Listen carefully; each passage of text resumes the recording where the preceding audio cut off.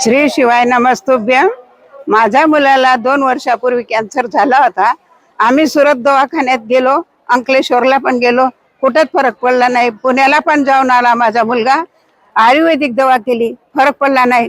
मग आम्ही शिवरचे रुद्राक्षचं पाणी द्यायला लागलो। महादेवच्या मंदिरामध्ये रोज जायचे, रोज बाबांचे पाणी द्यायचे।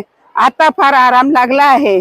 आता एकच इच्छा आहे आमची, दादांना भेटायची, महाराजांना भेटून दर्शन घ्यायचे। आम्हाला माझ्या मुलाला पण दाखवायचं आहे आणि बाबांच्या कृपेने चांगला झालेला आहे। आम्हाला फार आनंद होत आहे।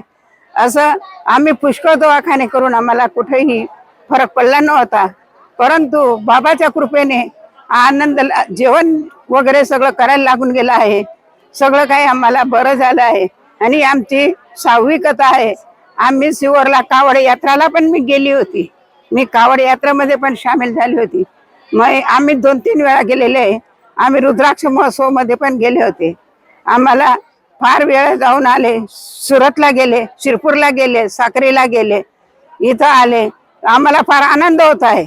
असं काय जिथंच कथा होते तिथं आम्ही जायची फार इच्छा होते आणि आम्हाला सोडायचा पण जीव नाही। आम्हाला घराची पण आठवण येत नाही। आम्ही याला आता राजेश दादा यांचा फार फार अभिमान करून दिला आम्हाला सगळ्यांना।